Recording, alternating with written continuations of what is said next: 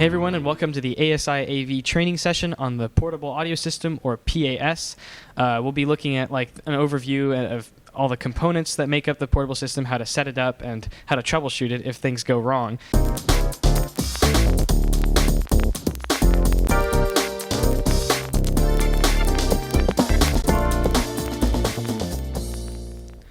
Okay, so the portable system has a lot of components. First of all is this rolling rack here, which we've taken the covers off camera.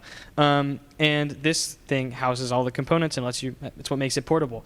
Next up, the kind of brains of the operation is this mixer, which nicely ratchets up. This is the Allen & Heath Z14. It's what lets us plug in our input sources, control their EQs, pan them if we wish to, and most importantly, control their level and their gain, and also control the output level of our overall signal.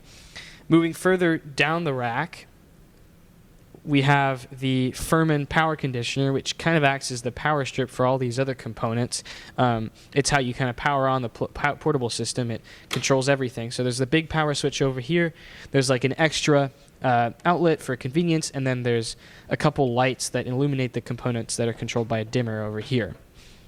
Underneath the Furman is the IEQ31 by DBX, and it's our EQ. We don't use this one very much, but it does set like a baseline EQ on our outputs, and we have controls over here. It's a 31 band graphic EQ.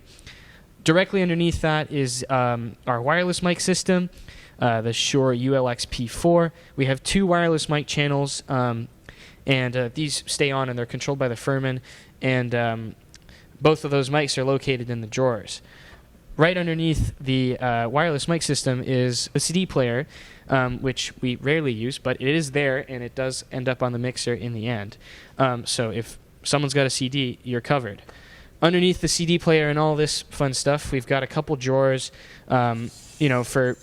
Wow, that's squeaky. For DI boxes and microphones and cables. So the wireless mics from here will be in there. There'll usually be a DI box and a couple cables to plug it into the mixer.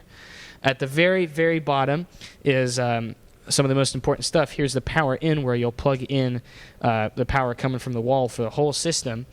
And then these XLRs and PowerCon connectors are how we give power to the speakers and plug them into the system.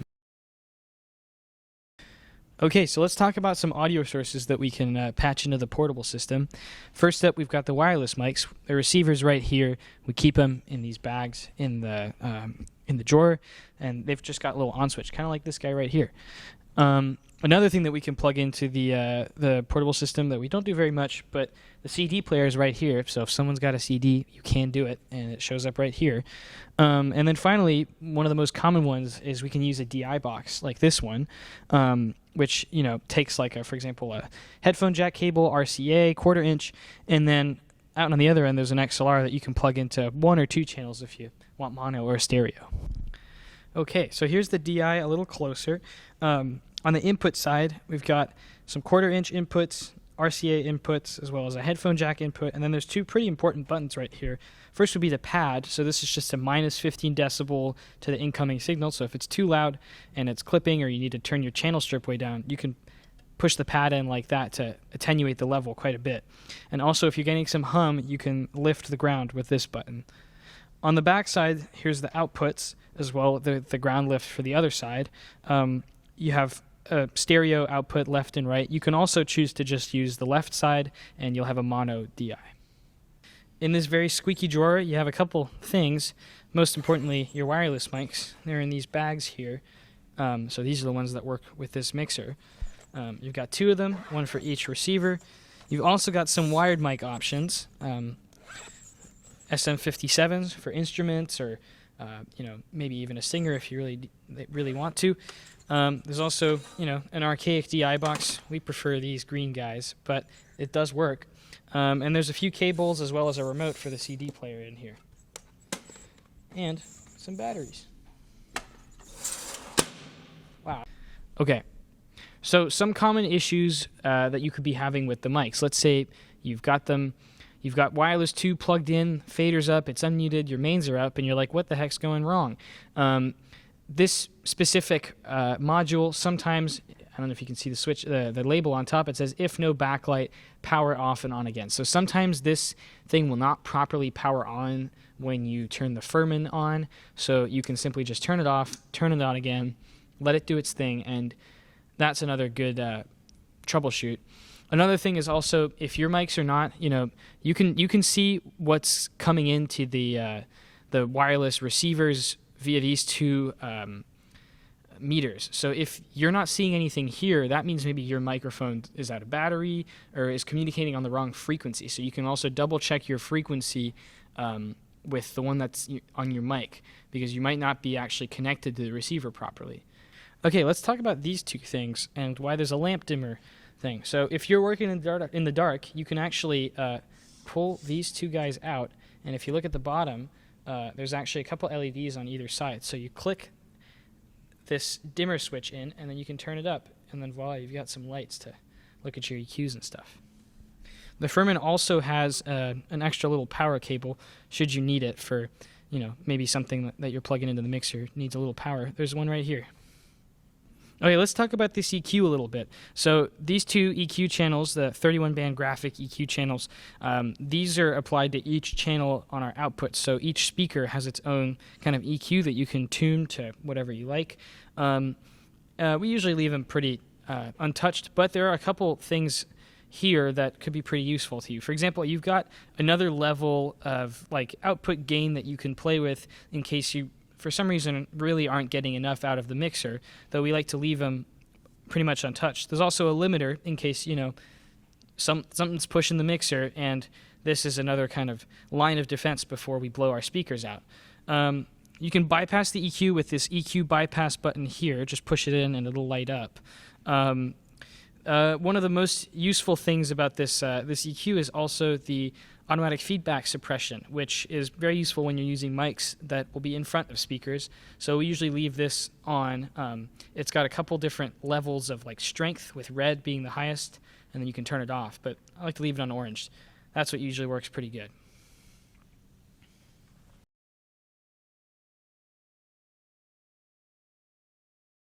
All right, so let's take a closer look at the mixing console, the Allen & Heath Z14. We're going to start at the top left and kind of work our way down and to the right. So at the very top, we've got our set of 6 XLR inputs for our channels. We also have a set of 6 line inputs for each of those channels, so we can choose where to plug in, and we also have 1/4-inch inserts. I'm going to keep moving. We have a couple ST return inputs. We have a 2-track return input, and then we have 2 outputs here, a record output and an alternate output. And then here's our line inputs. We have a ST1, ST2, and ST3, which we have currently patched in as the CD player. There's also ST4, which ends up right over here.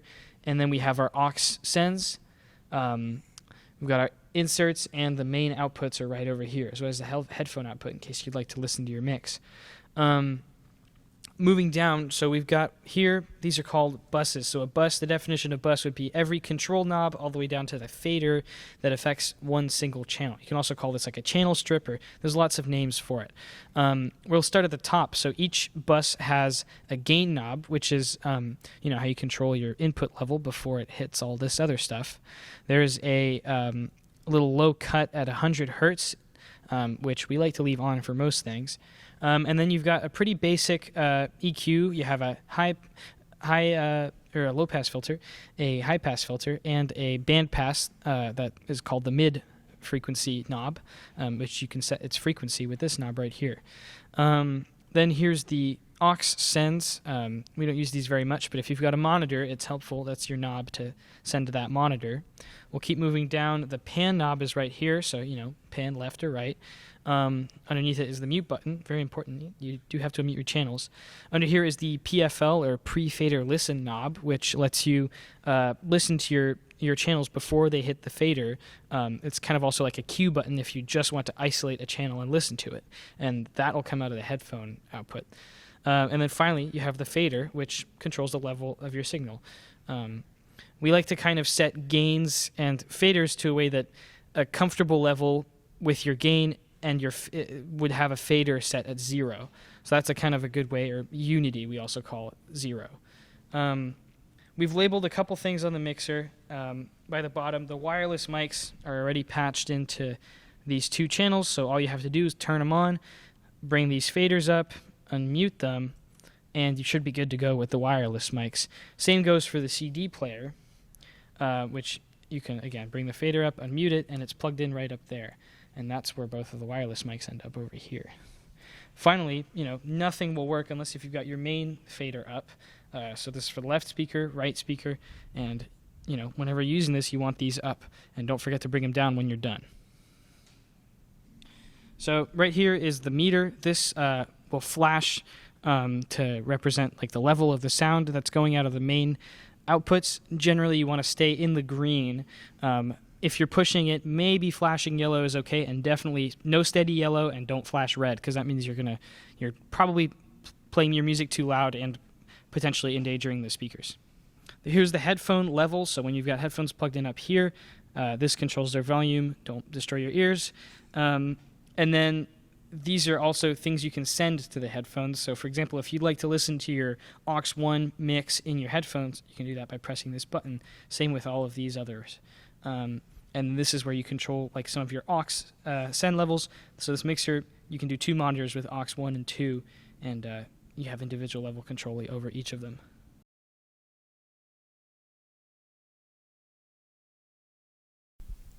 All right, so now we're going to talk about the sound system that goes with this rack. The speakers we use are called the JBL 515 XT. We have a pair of them, and so we're just going to go over, what kind of stuff we have on the back here. So the speaker is powered, so it's got an IEC connector at the bottom, which we hook up to the rack power con. Power switch is right over here, and then there's a few ways we can get sound into it. The main one being this XLR input. There's also a couple of 1/4 inch inputs, and each of them have an individually addressable level. And there's also a mic or line switch, which is very important to remember to look at when we're using this XLR input. There's also an EQ with just a simple kind of treble and bass control, and there's also like an output so that you can send the same sound coming through the speaker to another one. When putting the speakers on the stands, please be safe and at least do it as a 2-person job. Do not try to lift it yourself. The speaker stands have a couple locking mechanisms to, lock the legs in place and move it up or down to set the height of your speakers. Make sure when you're plugging your speakers in that you've set the input to line level and not mic level. Otherwise, you'll get a really loud hum and the speakers will distort. Once the speakers are on the stands and plugged in, make sure you tighten the wing nut at the back so they don't wobble or fall off the stands.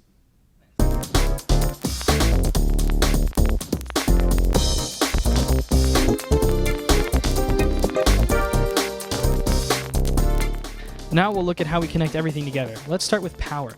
Connect the PowerCon cable to the rack.